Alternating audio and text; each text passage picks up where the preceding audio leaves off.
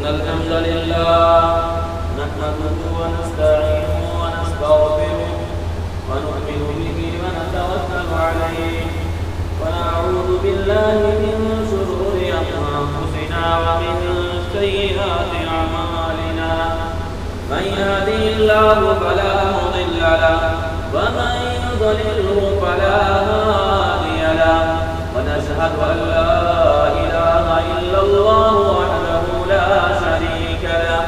ونشهد أن محمدا عبده ورسوله أما بعد فإن خير الحديث كتاب الله وخير الهدي هدي محمد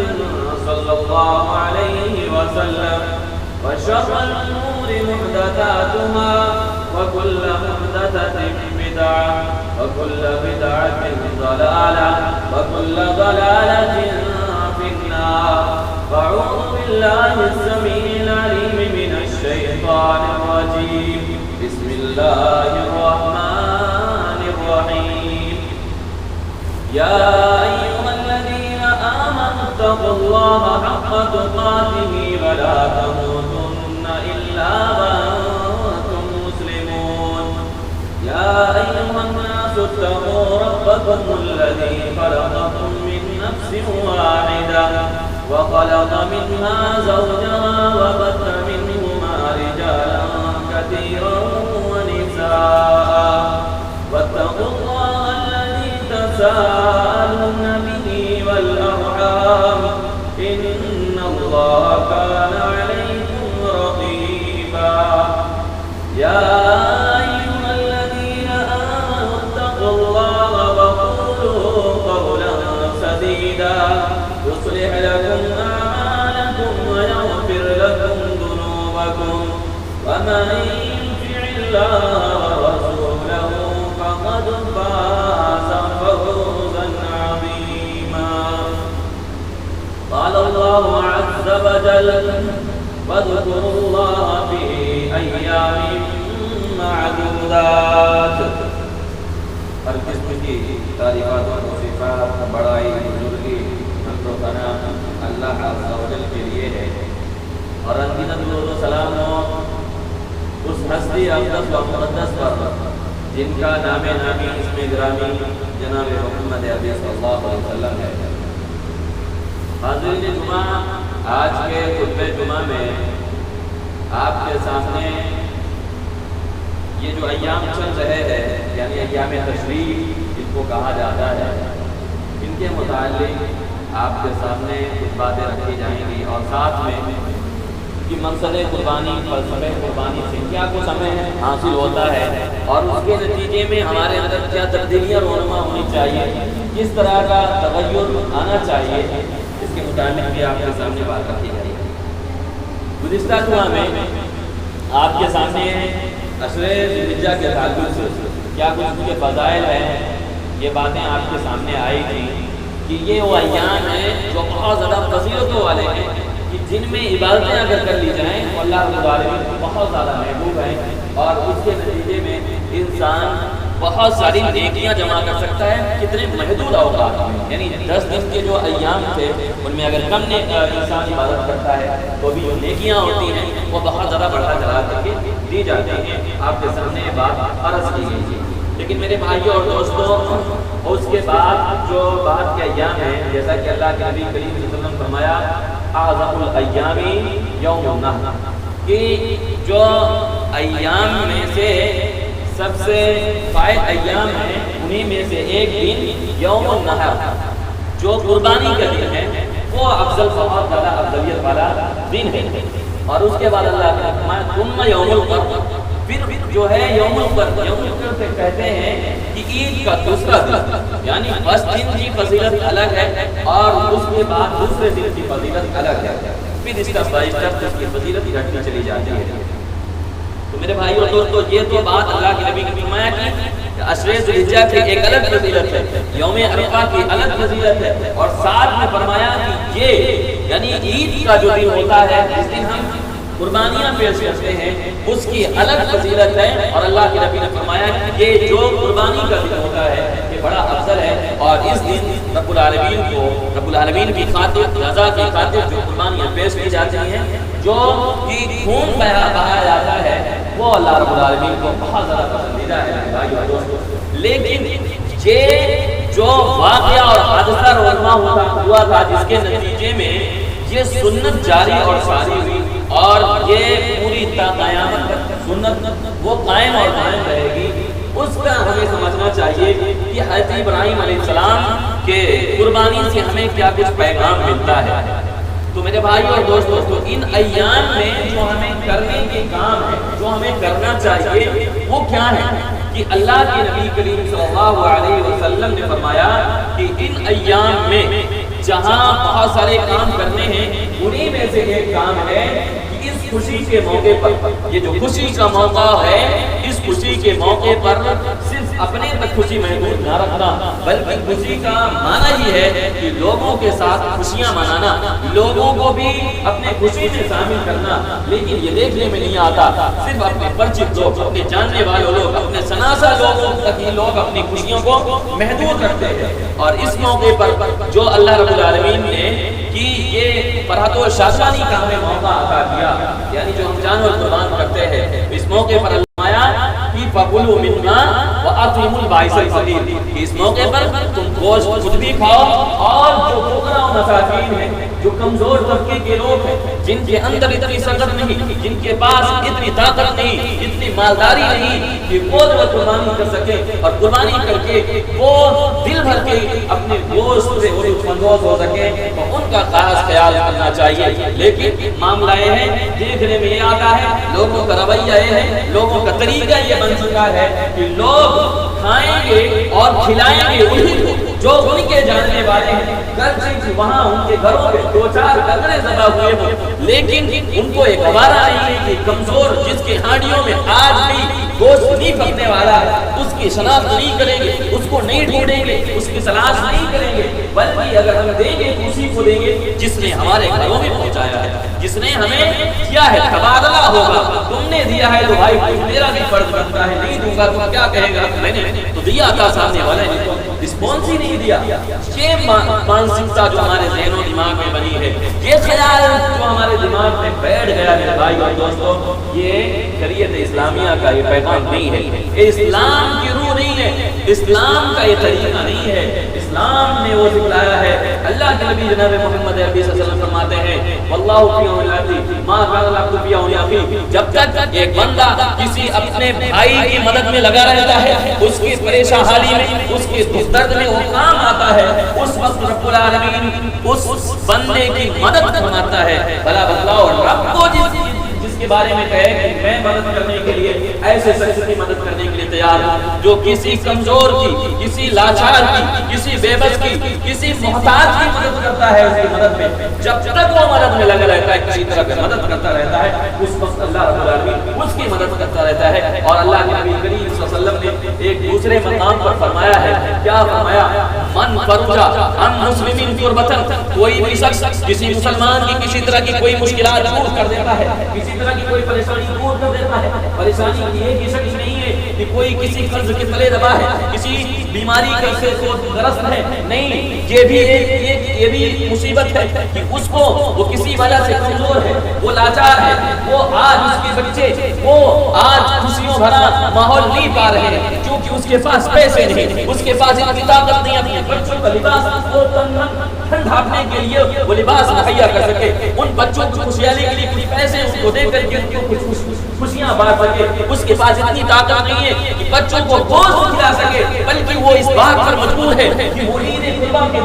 دن جا کر کے وہ کہیں جا کر کے محنت مزدوری کرتا ہے، تب جا کر کے اس کا گھر چلتا ہے، اور ہاتھ سے اور اس خوش فہمی میں مبتلا ہے کہ رب العالمین کی ہم سے رضا جوئی کے لیے دو چار جانور ہم نے قربان کیے ہیں، اور فخر سے ہمارا سینہ پھولا چلا جا رہا ہے، اور ہم قطرے انداز میں یہ بات کہہ رہے ہیں کہ ہم نے تو حق ادا کر دیا، ہم نے تو رب کو رضا حاصل کر لی، رب کو ہم نے منا لیا۔ نہیں میرے بھائی اور دوستو، اگر ان غریبوں کے آنکھوں سے آنسو اگر اس دن بھی جاری ہے، اگر آپ اس دن بھی وہ خوشی میں نہیں ہے، وہ اس بات پر مجبور ہے جا کر کے محنت و مزدوری کریں، تو یاد رکھنا یہ ہماری غیرت نہیں ہے، یہ اور بڑا ہونے پہ سہاگا تو یہ ہے کہ غیروں کو جو غیر ہیں، गैर मुस्लिम हजरात हैं उनको तो धड़ल्ले से पहले पहुंचा दिया जाएगा, लेकिन अगर पास पड़ोस में गरीब एक मुसलमान भी है उसको नहीं पूछेंगे, क्योंकि हमारे स्टेटस का नहीं है, हमारे लेवल का नहीं है। हमारे लेवल का जो होगा उसी को हम जो है सर और आंखों पे बिठाएंगे मेरे भाई और दोस्तों। हाँ, गैर मुस्लिम को दिया जा सकता है,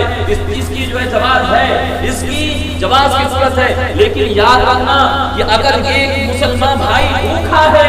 और उसके यहाँ होशियारी की कमी की अगर आंख पड़ी हुई है और आपने दूसरों को खिलाया, याद रखना आप पकड़े जाएंगे, आप मुजरिम करार पाएंगे, आपकी गिरफ्तारी होगी। तो मेरे भाई और दोस्तों, अल्लाह के नबी करीम सल्लल्लाहु अलैहि वसल्लम ने क्या फरमाया मन फरुजान मुस्लिमिन कुर्बतन, किसी भी मुसलमान के किसी मुसीबत में काम आ जाना, किसी मुसीबत को टाल देना, यानी ये मौका खुशियों का मौका था, आपने शनाख्त किया, आपने ढूंढा, तलाश जारी की और उसके बाद जो आपकी 2-4 रोटियों में तकसीम करके सारे लोगों को फॉर्मेलिटी पूरा करने के लिए, जनवाने के लिए कि तमाम लोगों ने हमें बंटवाया है, बल्कि इसको नहीं किया, बल्कि आपने देखा कि जिनके घरों में कुर्बानियां हैं मौजूद हैं उनको ना दिया, बल्कि उनसे किनारा करते हुए आपने उन लोगों की शनाख्त कर ली कि जहां पे लोग मूवी नहीं करते हैं। मैं उन लोगों की बात नहीं कर रहा हूं कि जो घरों पे आकर के मांग नाच करके कुछ इकट्ठा कर लेते हैं, मैं उन लोगों की बात कर रहा हूं जो गैरतमंद है, इज्जत नफ्स उनको इतना महबूब है, भूखे सो सकते हैं लेकिन लोगों के सामने हाथ नहीं फैला सकते हैं। ऐसे भी लोग हैं कि जो लोगों के सामने गवारा नहीं करते कि हाथ फैलाए, बल्कि भूखा रहना गवारा कर लेते हैं, तो मजदूरी करना गवारा कर लेते हैं, लेकिन लोगों के सामने गवारा नहीं करते। ऐसे लोगों को शनाख्त करना चाहिए, ऐसे लोगों को ढूंढना चाहिए और ऐसे लोगों के पास ले जाकर के भरपूर अंदाज में उनको इतना दे देना चाहिए कि वो ईद के दिन वो फरहत और शादमानी के साथ, और ईद के जो अय्याम हैं, यानी ईद के बाद जो 4 दिन अय्याम हैं, 3 दिन और ईद को लेकर के 4 दिन के अय्याम हैं, उसमें खुशी के साथ खाएं पिए और ईद के दिन उनको ये ना लगे कि चले कहीं पे जाकर के मेरे को मजबूरी करके अपने बच्चों के लिए कुछ इंतजाम करें, खरीद वरीद के कहीं से ला करके बच्चों को खुशी में कुछ खुशियारी लाए। मेरे भाई और दोस्तों, तो इस माने में हम किसी मुसलमान के मददगार नहीं साबित हो सकते हैं। और मामला तो ये है, आप ये कह लें 3 नहले पे दहला ये है कि लोग क्या करते हैं कि लोग अटल कर लेंगे, फ्रीजों को बिल्कुल फुल कर देंगे और पास पड़ोस के लोगों को हो सकता है उधार के तौर पे इसको रख दीजिएगा, बाद में हम आपसे ले लेंगे, हमारी फ्रिजें फुल हैं लेकिन गरीबों की हाड़ियां खाली हैं। याद रखना मेरे भाई और दोस्तों, ये हमारा तरीक़ेकार इस्लाम नहीं सिखलाता है, इस्लाम ये पैगाम नहीं दिया है। अल्लाह के नबी जनाब मोहम्मद सल्लल्लाहु अलैहि वसल्लम ने, वो वक्त था गुरबा थे, फकीर थे, मोहताज थे, लोगों के पास खाने पीने की चीजें ना थी। अल्लाह के नबी जनाब मोहम्मद सल्लल्लाहु अलैहि वसल्लम ने फरमाया कि 3 दिन से ज्यादा कोई गोश्त नहीं रखेगा।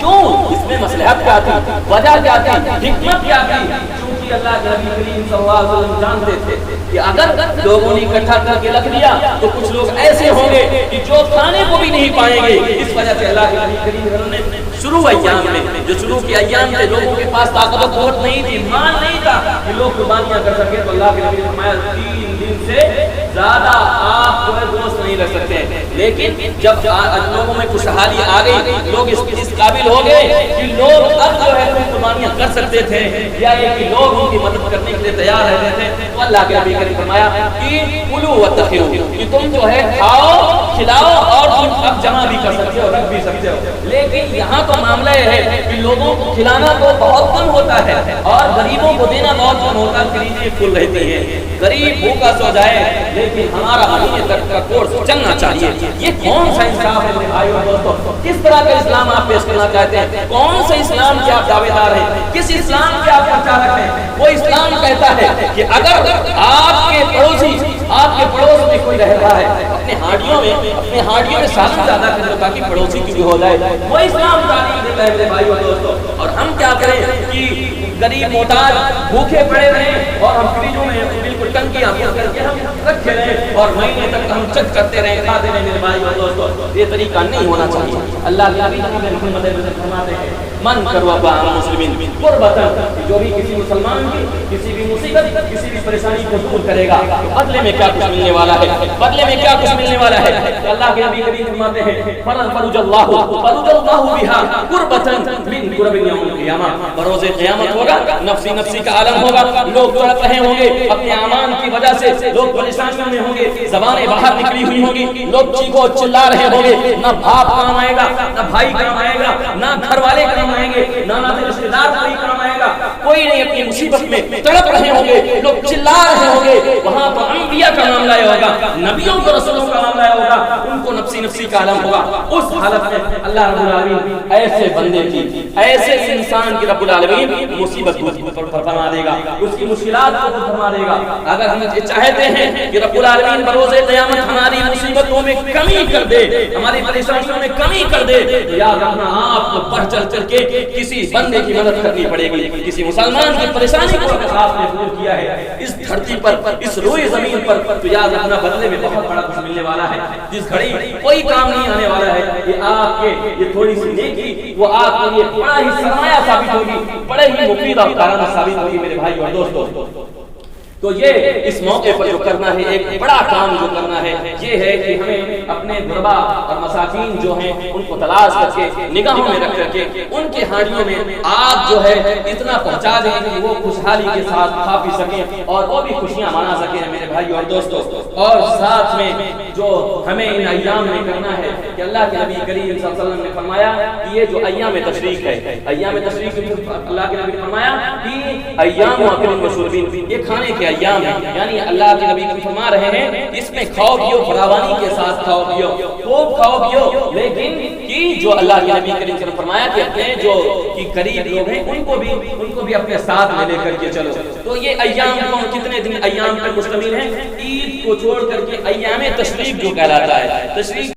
جو ہے کہ عرب میں اس وقت لوگ گوشتوں کو جب ذبح کرنے کے بعد تھوڑا دن تک اسٹور کرنے کے لیے وہ کیا کرتے تھے کہ جو دھوپ میں اس کو سکھاتے تھے تاکہ کچھ دن تک وہ چل سکے۔ تو اسی کی مناسبت سے یہ نام اس کا پڑ گیا کہ ایام تشریق، یعنی اس دنوں میں جو لوگ کہ گوشتوں کو اسٹور کرنے کے لیے جمع کرتے تھے، اس وقت تو یہ ٹیکنالوجی تھی نہیں، تو لوگوں کے پاس جو ٹیکنالوجی تھی کہ وہ اس گوشت کو ٹکڑوں میں کرنے کے بعد دھوپ میں سکھا لیا کرتے تھے، اس کے بعد میں اس کو استعمال کرتے تھے، تو اس کی وجہ سے اس کا نام پڑا۔ تو عید کے جو ہے چھوڑ کر کے 3 دن جو ہوتے ہیں اس کو ایام تشریق کہا جاتا ہے۔ ان ایام میں آپ جو قربانیاں کر سکتے ہیں، ابھی ایام باقی ہیں، آپ دھڑلے کے ساتھ قربانیاں کریے، لیکن آپ کو بتاتا چلوں سب سے بہتر، سب سے افضل، سب سے زیادہ ثواب والا جو دن ہے پہلا دن ہوتا ہے، وہ عید کا پہلا دن سب سے زیادہ ثواب والا ہوتا ہے، پھر دوسرا، پھر اس کے بعد کے ایام ہوتے ہیں۔ تو لیکن اگر کوئی کرنا چاہتا ہے تو وہ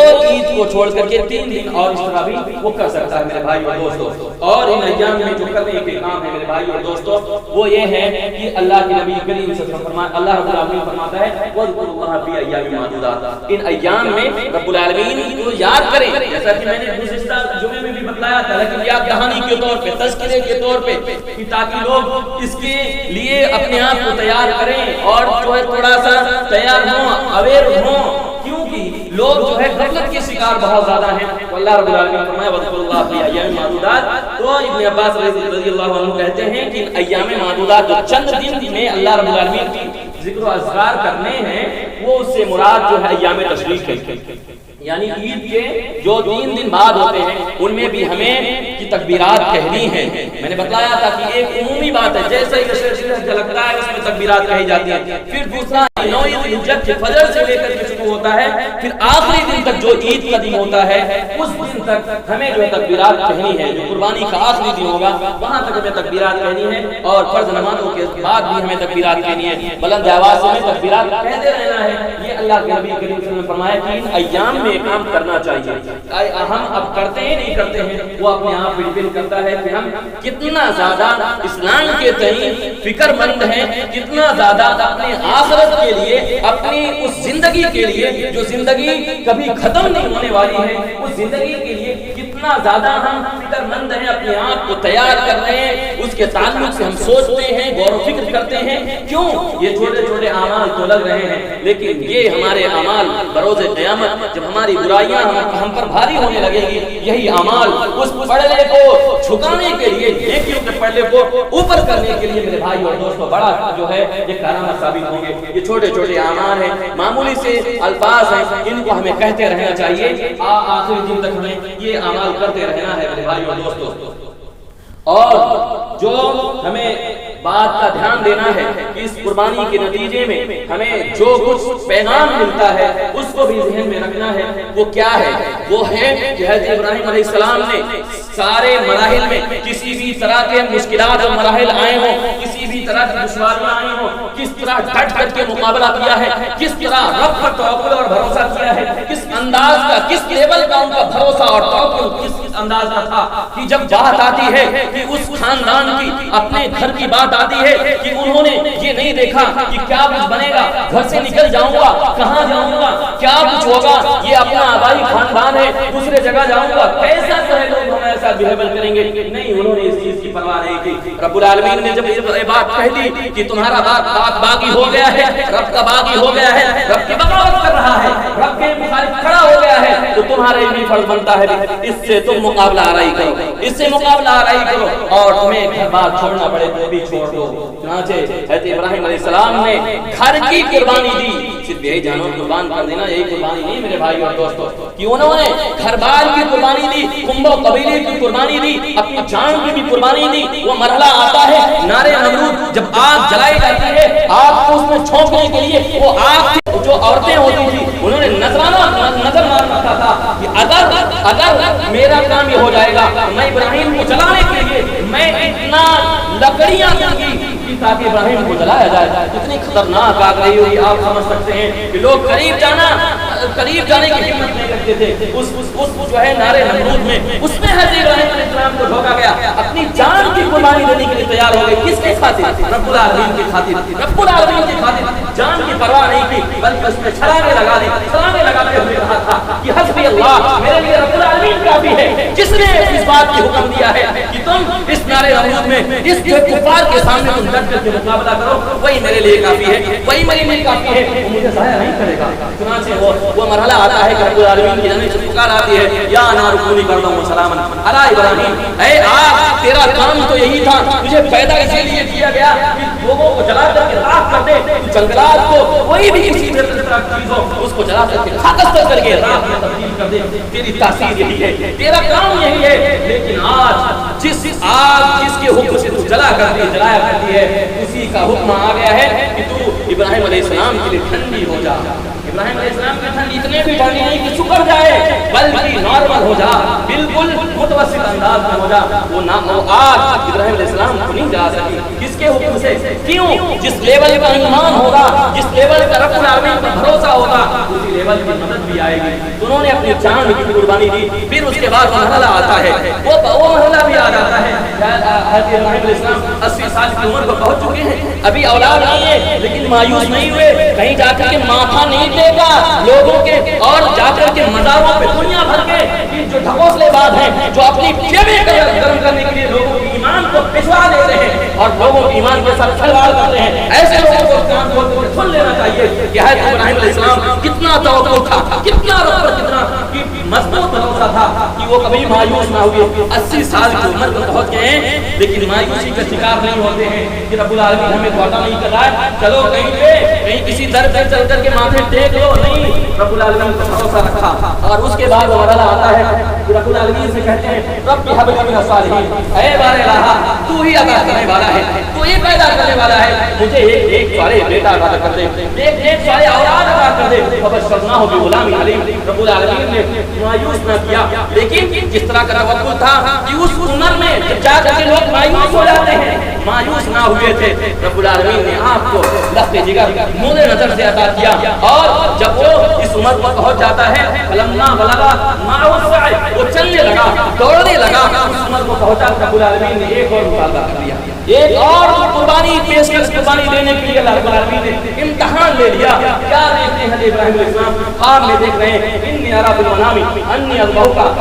فانظر ماذا تری، اے لفظ جگر، اے نور نظر، کس انداز کی ابراہیم علیہ السلام نے تربیت کی تھی کہ بیٹے چو چرا نہ کیا، کسی طرح کی ہیرا ہمارا نہ کیا، بلکہ کہتے ہیں کہ ابراہیم علیہ السلام میں نے ख्वाब में देखा कि मैं तुम्हें ज़बह कर रहा हूँ। कहा क्या कहता है बेटा, क्या बेटे से मशवरा लिया था, हुक्म नहीं जारी किया कि तुम्हें कुर्बानी होना है, बल्कि मशवरा लिया। एक तरीका होता है किसी बात को रखने का। हज़रत इब्राहिम अलैहिस्सलाम ने जब कहा तो लफ्ज़ जुगर कहता है, क्या कहता है, या अबू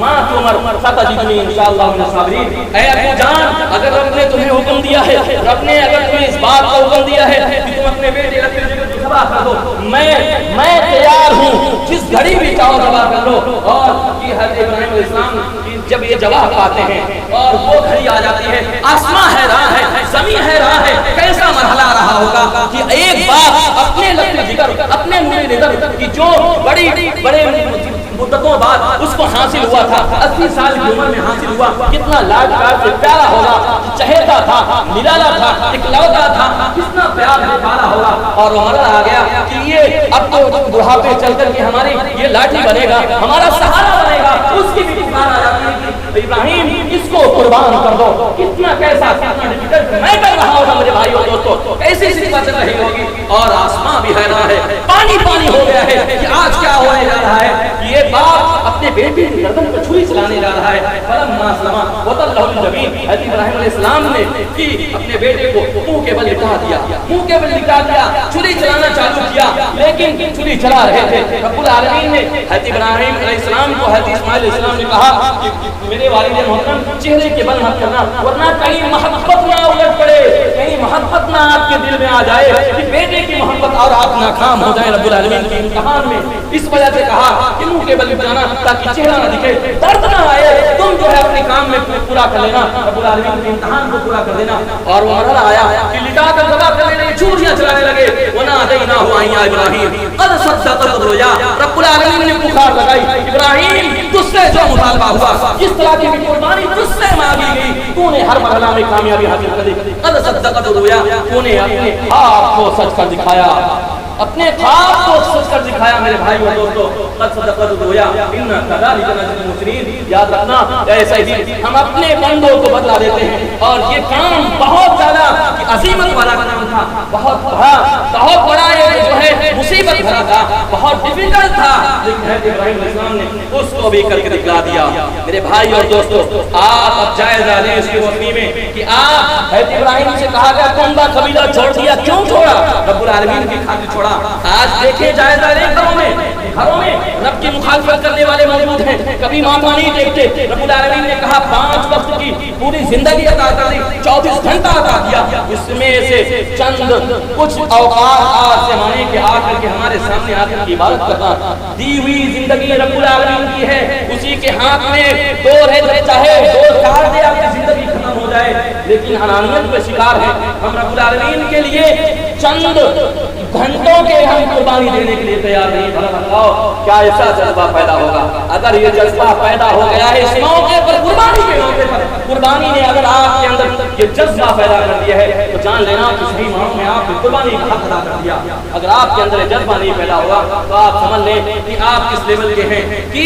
आप जब चंद घंटों की कुर्बानी नहीं दे सकते हैं तो आप अपनी जान की कुर्बानी किस अंदाज से देने के लिए तैयार होंगे। आप अपनी नफसानी ख्वाहिशात की कुर्बानी नहीं दे सकते हैं, अपनी ख्वाहिशात की मानते हैं, अपनी दिल की मानते हैं। रब्बुल आलमीन ने मना फरमाया कि चोरियां ना करना, रब्बुल आलमीन ने मना फरमाया सूद ना लेना, रब्बुल आलमीन ने मना फरमाया कि ज़िना खोरी से बचे रहना, लेकिन हम क्या करते हैं, नहीं मानते हैं। भला बताओ हम किस अंदाज की कुर्बानी दे रहे हैं? जिससे रब्बुल आलमीन ने मना फरमाया उससे सही मानों में रुक जाना, ये असल मानों में कुर्बानी है। अपने नफ्स पर कंट्रोल कर लेना, अपनी ख्वाहिशात पर कंट्रोल कर लेना। और तिकड़म लगा रखते हैं लोग मामूली बातों को, जहालत जो जाहिलियत का दौर था उस तरह से उसको तोड़ देते चले जाते हैं, लखेड़ा खड़ा करे चलते जाते हैं, जिसकी नतीजे में खाइयां बढ़ती चली जाती हैं, इख्तिलाफ बढ़ता चला जाता है, झगड़ा तोड़ देता चला जाता है, लेकिन हम उसको दूर करने के लिए तैयार नहीं। अगर आपने इस मौके पर कि नाजायज तौर पे झगड़े, लड़ाइयाँ, मुकदमात जो भी आप जिसमें आप खेल रहे हैं, अगर आपने इसको कुर्बान कर दिया रब के खातिर, क्योंकि आप नाहक थे,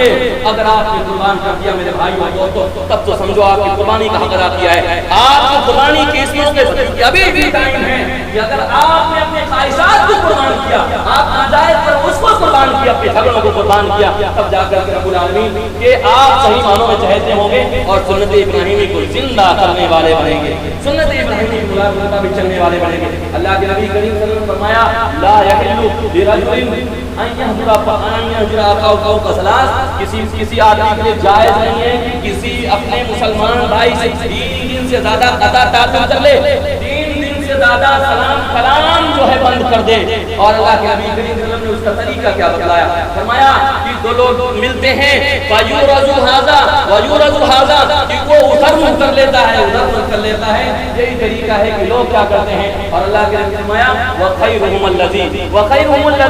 یبدا بالسلام، ان میں سے بہتر وہ ہے جو ان میں سے پہلے ابتدا کرتا ہے سلام سے، یعنی دوریاں ختم کرنے کے لیے جو آغاز کرتا ہے آگے بڑھتا ہے ان میں سے وہ سب سے زیادہ بہتر ہے۔ کیا ہم اس طرح کرتے ہیں؟ نہیں کرتے ہیں تو میرے بھائی اور دوستو سوچنا، اکیلے میں بیٹھ کر کے سوچنا، غور کرنا کہ اولادیں ہماری بگڑی ہوئی ہیں، ہمارا اس پر کنٹرول ہے، اولادیں ہماری کمائی بھی کھا رہی ہیں، لیکن ہم نے کبھی تنبیہ نہ کی، کبھی ہم نے ان پر جو ہے یہ سختی نہیں کی کہ تو رب کا نافرمان ہے، رب کی مخالفت کر رہا ہے۔ رب جب حی علی الصلاۃ کی صدا لگتی ہے، حی علی الفلاح کی صدا لگتی ہے، آؤ نماز کی طرف، آؤ کامیابی کی طرف، اور موبائل میں مشغول رہیں، نیند لے رہے ہوں اور ہمارے کانوں پہ جو نہ رہے گے۔ میرے بھائیوں دوستو تو کس انداز سے جذبہ پیدا ہے، آپ کے گھروں میں رب کے مخالف بیٹھے رہیں اور رب کی خلاف ورزی کرنے والے بیٹھے رہیں، تو بھلا بتلاؤ آپ کی قربانی کا کتنا جذبہ ہے، آپ ان بچوں کے خلاف لڑنے کے لیے کتنا تیار ہے۔ ہاں یہ بات ضرور ہے کہ اگر باپ کے کبھی حق حقوق مارا جانے لگے، اس کے حق حقوق میں کسی طرح کی کمی کرنے لگے بچے، اور یا ایک کی زبان درازی کریں، آ کر کے ان سے لڑنے جھگڑنے لگے، تو پنچایتیں جھکا لیں گے، لوگوں کا احتجاج کر دیں گے، کہیں گے جو بڑا نافرمان ہو چلا ہے، اس کو بڑا لاڈ پیار سے پالا اور ہم نے ساری حدیں پار کی، جس طرح کے بھی بن پڑا اس کو بنانے کی، اس کو ہم نے ترقی دینے کی کوشش کی، لیکن جب بات آئی ہے مجھے دینے کے لیے نہیں رہا ہے۔ لیکن کیا کبھی آپ نے دیکھا ہے ایسی مجالسی، ایسی کبھی پنچایت دیکھی ہے کہ جس میں اپنا باپ اپنے بیٹے کے خلاف، یا کہ جو ہے بیٹا اپنے باپ کے خلاف لوگوں کو جمع کر کے کہہ رہا ہو کہ میرا بیٹا یہ رب کا نافرمان ہے، یہ نمازیں نہیں ادا کرتا، روزہ نہیں پڑھتا، زکاتیں نہیں دیتا ہے؟ کیا کبھی آپ نے بیٹھ کر کے اس طرح مجلسیں دیکھی ہے کہ یہ مخالفت کرنے والا رب کا باغی ہے اور اپنا حق حقوق مارا جائے تو کڑمڑا جائیں اور اس پر آپ جو دل ملا جائیں، واویلا کریں، چیخیں چلائیں، رب کا حقوق مارا جائے اس پر آپ کی آنکھیں نم نہ ہو، آپ کا ضمیر نہ جاگے، آپ کے کبھی آپ کو ذرا بھی اس کے تعلق سے سوچے نہ، آپ کی ایمانی غیرت جاگے نہ۔ بڑا بدلاؤ کیسا معاملہ ہے، اپنے حق حقوق کے لیے لڑیں گے لیکن رب کا نافرمانی کرنے والا آپ کے گھروں میں موجود ہو اور آپ اس کے خلاف زبانیں نہ کھولیں اور اس کے خلاف کبھی آپ ایک دو بول بولنے کے لیے تیار نہ ہو، تو یاد رکھنا اپنے جذبوں کو ٹٹولنا، اپنی ایمانی غیرت کو ٹٹولنا، اپنی ایمانی حرارت کو ٹٹولنا، اپنے ایمانی لیول کو ٹٹولنا کہ کس درجے کے ہم مسلمان ہیں، کس درجے کے ہم ایمان والے ہیں۔ اللہ رب العالمین سے دعا کرتے ہیں کہ والے رہا ہمیں ان باتوں پر عمل پیدا ہونے کی توفیق عطا فرمائے۔ رب العالمین ہمیں اس قربانی سے سبق لینے کی توفیق عطا فرمائے۔ رب العالمین ہمارے اندر بھی وہ جذبہ پیدا کر دے کہ جو ابراہیم علیہ السلام کے اندر تھا، کیونکہ حضرت ابراہیم علیہ السلام کی قربانی سے جہاں بہت سارا پیغام ملتا ہے، وہیں یہ بھی پیغام ملتا ہے کہ رب العالمین آج تیری رضا کے لیے اور تیری خوشنودی کے لیے اخلاص کے ساتھ، ریاکاری دکھلاوے کے ساتھ نہیں کہ لوگ کہیں گے بڑا کہ موٹا تازہ بکرا لے کر کے آئے تھا، ذبح کیا اور اسٹیٹس لگا کر کے لوگوں کو تشہیر کریں، فیس بک ڈال کر کے لوگوں کو دکھائیں کہ ہاں فلاں صاحب نے اتنا زیادہ مہنگا بکرا لایا تھا۔ اگر یہ جذبہ اگر آپ کے دلوں میں مرونت پیدا ہو گئی، یاد رکھنا وہ قابل قبول نہیں ہو سکتا ہے۔ تو اس موقع پر جو ملتا ہے کہ اللہ رب العالمین نے ہم سے اگر یہ قطرے کی قربانی مانگی ہے، اگر وقت آئے گا، اگر وہ حالات بھی آئیں گے، رب العالمین اگر جان کی بھی قربانی مانگے گا، مال کی قربانی مانگے گا، آل اولاد کی قربانی مانگے گا، اس کو بھی ہم قربان کرنے کے لیے تیار ہیں۔ یہ اس موقع پر یہ جو ہے پیغام ملتا ہے ابراہیم علیہ السلام کی قربانی سے۔ رب العالمین ہمارے اندر یہ جذبہ پیدا فرمائے۔ اللہ رب العالمین جب تک زندہ رکھے ایمان اسلام زندہ رکھے، جب خاتمہ ہو ایمان اسلام کا خاتمہ ہو، رب العالمین ہمیں کتاب و سنت کا پیروکار بنائے۔ رب العالمین ہمیں خرافات اور اسی طرح کے جس طرح کے بھی جو جہنم میں لے جانے والے رہے ہیں اس سے محفوظ رکھے، آمین یا رب العالمین۔ وما علینا الا البلاغ۔